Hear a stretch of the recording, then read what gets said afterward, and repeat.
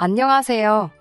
해준 것도 없이 바라기만 하시는 시어머니와 연 끊은 30대 여성입니다. 사랑하는 남편과는 소개팅으로 만났습니다. 족발집을 운영하고 나이는 저보다 한 살이 많은 남자였지요. 한 달에 이틀만 쉰다는 남편은 그나마 그 이틀도 타 지역에서 맛있다는 족발집을 찾아다니며 맛을 연구하는 데 쓴다고 했습니다. 처음에는 일중독자인가 싶어서 솔직히 호감이 생기진 않았어요. 하지만 대화를 나눠볼수록 생각이 깊고 성실한 사람 같더라고요. 제가 넌지식 친구들은 여행도 다니고 쇼핑도 하고 그럴 텐데 부럽지는 않냐고 물었습니다. 그러자 남편이 하는 말이 자기는 가진 게 없어서 이렇게 열심히 살지 않으면 안 된다대요. 그리고 자기보다 가진 게 많은데도 더 열심히 사는 사람들이 세상에 많다면서 자기는 아무것도 아니라고. 남편이 한 말을 제가 정확히 옮기지는 못했지만 굉장히 겸손한 태도였습니다. 아무튼 이 사람이라면 어떤 일이 생겨도 적어도 처자식을 힘들게 하는 일은 없겠구나. 그런 생각이 들더라고요. 나중에서야 알게 된 일이지만 남편 역시 가게 매상이나 직원 수보다는 남편이 어떤 사람인지 궁금해하는 저에게 호감을 느꼈다고 그래요. 어떻게 보면 저나 남편이나 거의 서로에게 반했던 거지요. 그래서인지 저희는 두 번의 만남을 더 가진 후 바로 연인 사이가 되었습니다. 사람 마음이 간사하구나 싶었던 게 연애 전에는 열심히 사는 남편이 그렇게 멋지고 대단해 보이더니 막상 연애를 시작하니까 데이트할 시간도 없이 바빠서 서운하더라고요. 어떻게 하면 좀 더 같이 시간을 보낼 수 있을까 고민하던 시기에 남편이 저에게 회사에서 얼마를 받느냐고 물어왔습니다. 너무 단도직입적인 남편의 질문이 조금은 무례하게도 느껴졌지만 이미 사귀기로 하면서 서로 결혼을 전제로 만나자고 이야기를 했던지라 감출 것도 없다 싶었네요. 제 월급을 들은 남편이 그러면 그 회사 다니는 건 좋냐고 또 묻더라고요. 사실 그 무렵 회사가 부도가 날 것 같다는 흉흉한 소문이 돌고 있었던지라 불안했었거든요. 좋지 않다고 이직할 꿈만 있으면 이직하고 싶다고 했네요. 그러자 남편이 그러면 자기 가게에 와서 같이 일하는 건 어떻겠냐고 제게 물었습니다. 생각지도 못한 남편의 제안에 제가 그게 무슨 소리냐고 되물으니 어차피 우리 결혼할 건데 같이 일하면 돈도 더 빨리 모을 수 있고 여러 가지로 좋지 않을까 싶어서 물어본 거라고 기분 나쁘게 받아들이지는 말라며 제 눈치를 살피더라고요. 솔직히 처음에는 회사를 다니다 갑자기 장사를 한다는 게 겁도 나고 두려웠어요. 하지만 며칠의 고민 끝에 남편을 믿고 한번 따라가 보기로 했습니다. 함께 족발집에서 보내는 시간은 적지 않았지만 일단 손님이 많았고 남편은 보통 주방에 저는 보통 홀에 있다 보니 둘이 알콩달콩 데이트하듯 붙어있을 시간은 거의 없었어요. 그래도 남편이 다른 직원들이나 손님들을 대하는 자세 그리고 기타 여러 가지를 보면서 정말 괜찮은 사람이란 확신을 갖게 되었지요. 그래서 남편이 결혼하자 프로포즈를 해왔을 때 주저없이 그러자 했습니다. 남편의 가족관계는 어머님과 위로 5살 많은 아주버님 이렇게 세 식구입니다. 어머님께서는 본인 명의의 오래된 빌라에서 거주하고 계셨고 따로 일은 하지 않으세요. 건물까지는 아니지만 월세를 받는 계좌가 있다고 들었습니다. 한마디로 아주 넉넉하신 건 아니어도 어머님 스스로를 챙기시기엔 부족하지 않은 상황이지요. 아주버님은 같은 대학원을 다니던 형님과 결혼을 했고 지금은 지방에 있는 모 대학에서 시간 강사로 일하고 있어요. 저희 어머님께선 이런 아주버님을 늘 교수님이라고 부르십니다. 이렇게 표현해도 될지 모르겠지만 저희 어머님은 조금 주책맞은 성격이신데 할 말 안 할 말 구분을 못 하십니다. 상견례 때는 앞에 저희 부모님을 앉혀놓고 당신이 아주버님을 교수로 만드는데 돈을 얼마나 들였는지 장가갈 때도 집 한 채를 해줬다던지 그런 이야기를 하셨지요. 거기까지만 하셨다면 그러려니 하고 좋게 넘어갈 수도 있었을 겁니다. 하지만 어머님은 뒤이어 맏며느리의 친정은 그렇게 돈이 많다면서 돈 많은 며느리 비위 맞추는 것도 아주 일이라면서 저랑은 부담 없이 친하게 지낼 수 있겠다 하시더군요. 듣다 못한 친정어머니께서 지금 제 딸이 만만하단 소리를 하시는 거냐고 목소리를 높이시니 남편이 나서서 그런 게 아니라며 중재를 하느라 진땀을 빼기도 했네요. 게다가 무슨 생각으로 그러신 건지 모르겠는데 어머님께서 뜬금없이 저희 남편을 바라보시며 너도 엄마가 집 한 채 해줄게? 그러시는 거예요. 이때는 저희뿐만 아니라 친정부모님도 깜짝 놀라신 눈치였습니다. 저희 친정어머니께서 정말로 집을 해주실 거냐 물었고 어머님께선 속고만 사셨냐며 집 문제는 신경 쓰지 말라셨습니다.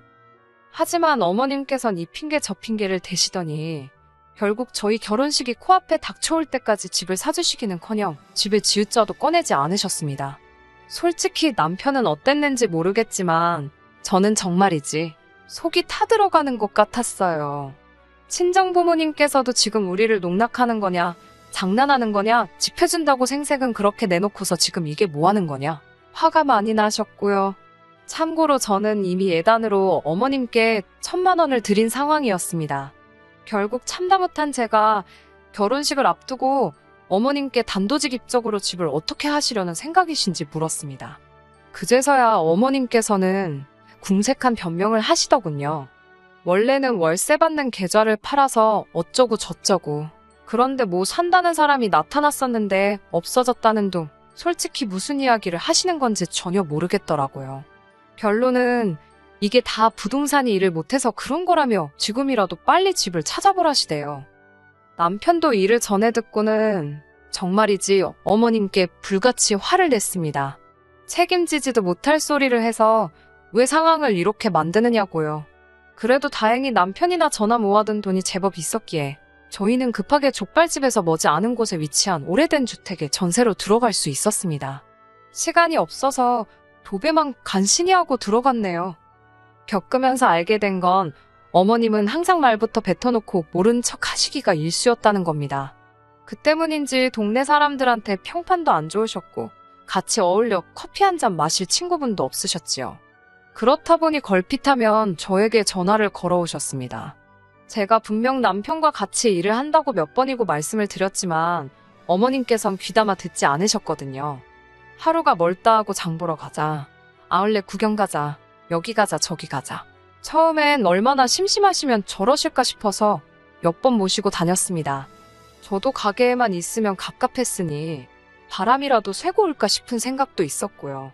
그런데 예를 들어 마트를 가잖아요. 그러면 이것도 필요하다 저것도 필요하다 한가득 고르시곤 꼭 계산대에 도착해서는 지갑을 깜빡하고 안 가지고 오셨다면서 다음에 줄 테니 일단은 저더러 먼저 돈을 내라고 하셨습니다. 처음엔 기분 좋게 제가 신경 쓰지 마시라고 내드렸는데 2번, 3번 그런 일이 반복되니까 저도 난감하더라고요. 그러다 한 번은 백화점에 갔는데 그 매장에서도 니트다 뭐다 잔뜩 고르시곤 또 그렇게 말씀을 하시길래 안 된다 했습니다. 그러자 어머님께선 다음에 준다는데 동네 창피하게 왜 이러냐며 오히려 저를 이상한 사람 취급을 하더라고요. 결국 어쩌지를 못하고 일단 카드로 긁었습니다. 그런데 매장에서 나오니 어머님께서 또 다시 말을 바꾸셨어요. 다음 주에 월세를 받으면 주시겠다고요. 솔직히 믿음은 안 갔지만 그래도 혹시나 싶어 한 주를 기다렸습니다. 하지만 혹시나가 역시나라고 막상 월세가 들어올 때가 되니 어머님께선 급하게 돈 쓸 곳이 있다며 좀 더 기다리라 하시더군요. 참다 못한 제가 결국 남편에게 이 모든 걸 털어놓았습니다. 옷값만 70만 원 돈이라 제 선에서 어떻게 할 수가 없었거든요. 그러자 남편이 그 길로 시댁에 쫓아가서는 어머님이 사셨던 물건들을 죄다 들고 왔더라고요. 어쩐 일로 가격표도 안 떼셨나 했는데 여기도 사연이 있습니다만 아무튼 일단은 되찾아온 물건들로 백화점에 가서 환불을 받는 걸로 마무리가 되었네요. 어머님께선 저더러 정말 너무하다며 하소연을 하시다가 그 옷들이 당신 맏며느리 줄 선물이었다고 실언을 하셨습니다. 저는 처음엔 제가 잘못 들은 줄만 알았습니다만 생각해보니 옷을 어쩐지 너무 젊은 스타일로 고르신다 싶었거든요.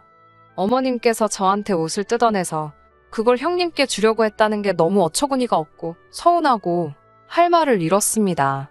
이후로 곰곰이 생각해보니 그동안 장 보면서 고르신 그 많은 고기와 과일도 어쩌면 그 집으로 흘러들어갔을지도 모르겠다는 생각이 들었고 화난다라는 한마디로는 설명할 수 없을 만큼 속에서 뭔가 부글부글 끓는 것만 같았습니다. 며칠 뒤 어머님께서 장어가 너무 드시고 싶다며 저희더러 먹으러 가자고 연락을 해오셨습니다. 남은 지난 앙금 때문에 내키지는 않았지만 한편으론 얼마나 드시고 싶으시면 저러나 싶어서 포장을 해다 드리겠다 했어요. 그랬더니 어머님께서 4인분을 포장하랍니다. 설마 싶어서 어머님께 아주버님네도 사다 주시는 거냐 물으니 그렇다대요. 머리 쓰는 사람은 항상 잘 먹어야 한다나요. 그 소리를 듣자마자 짜증이 확 올라와서 돈부터 보내달라 했습니다. 돈 먼저 보내주시면 사다 드린다고요. 그러자 어머님께선 또다시 일단 저더러 계산하라 하셨고 저는 싫다고 버텼어요.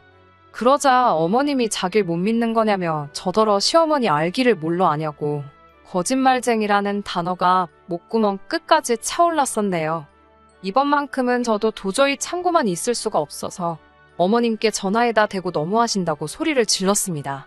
어째서 저희보다 훨씬 잘 사는 아주버님네한테는 안 그러시면서 저희한테만 이렇게 바라시는 게 맞냐고요. 정말 너무하신다 했지요. 그러자 어머님께선 당신 맏며느리가 돈 좀 있다고 교수님 무시하면 어쩔 거냐고 자존심 때문에라도 그쪽에는 해주면 해줬지. 받아먹을 순 없다는 억지를 쓰셨습니다. 그 말을 들으니 무슨 이런 경우가 있나 싶어서 잠깐 말을 잇지 못했네요. 친정이 못 사는 저는 만만해서 뜯어먹으시고 그쪽은 무서워서 벌벌 떤다는 소리로밖에 안 들렸으니까요. 저는 어머님께 아주버님네랑 어떻게 지내시든 그건 제 알 바가 아니지만 적어도 저희 돈 뜯어가려고 저한테 잔머리는 쓰지 마시라고 써붙였습니다. 그러자 어머님께선 당신 아들이 버는 돈 가지고 왜 제가 난리냐면서 싸가지가 없다. 너 내가 가만두나 봐라. 별소리를 다 하시대요.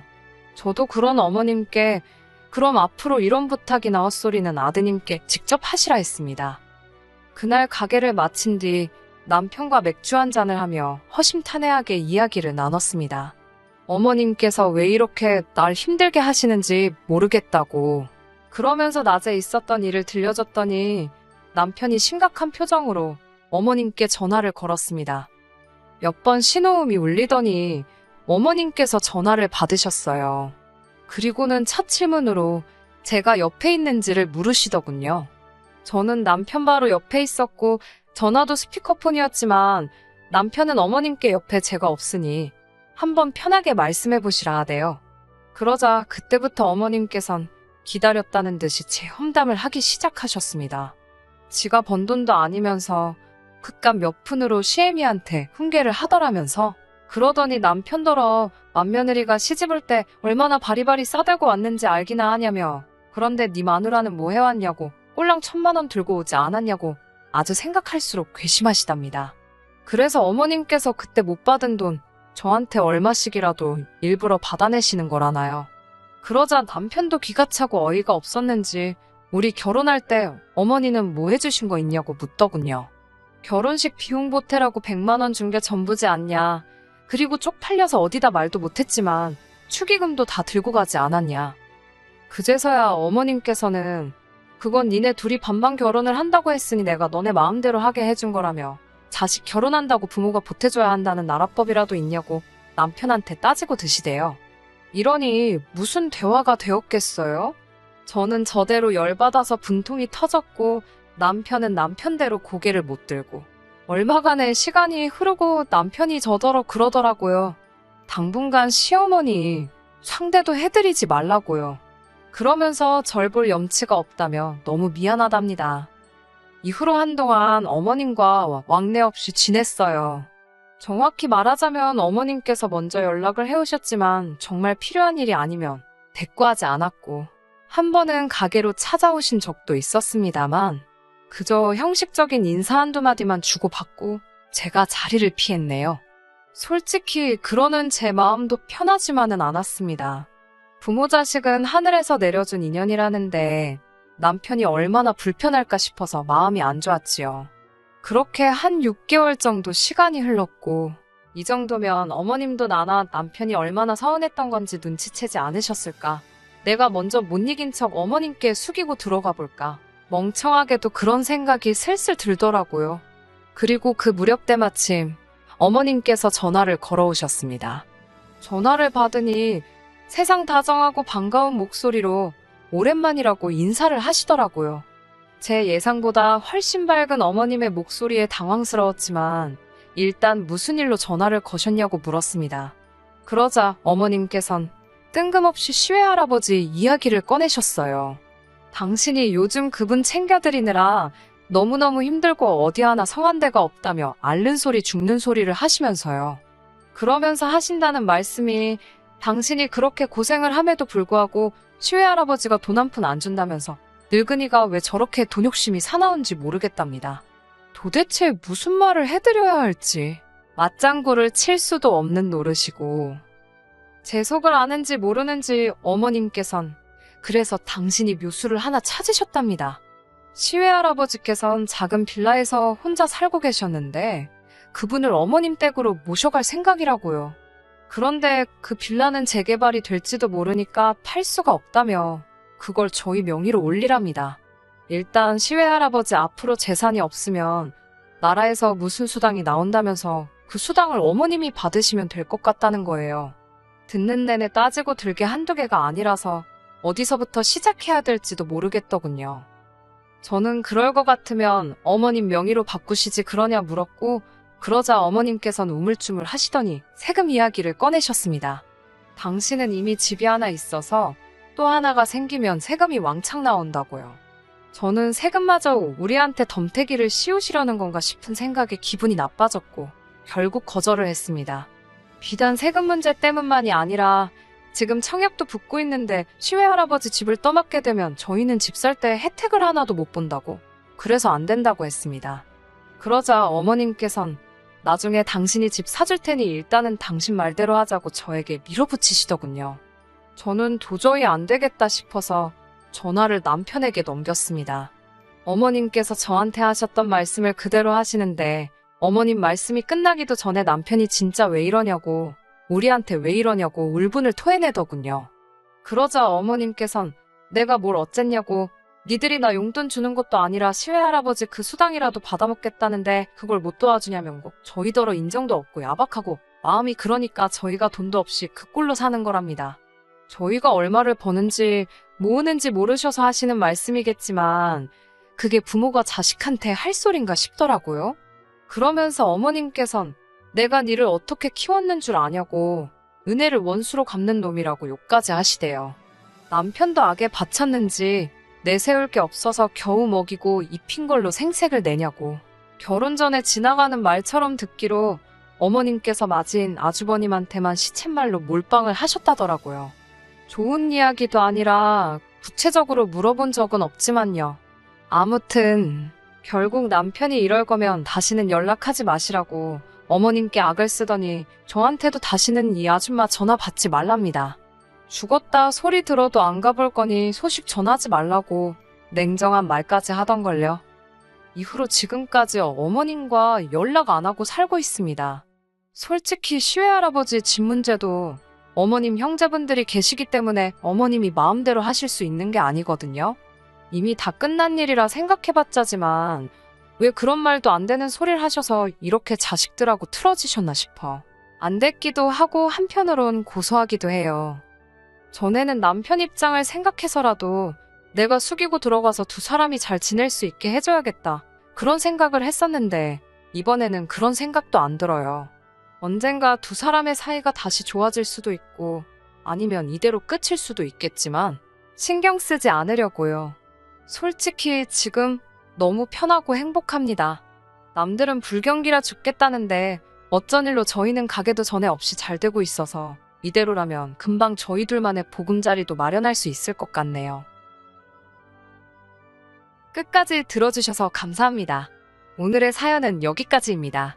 구독과 좋아요, 알람 설정 부탁드리고 더 좋은 사연으로 다시 찾아뵙겠습니다. 감사합니다.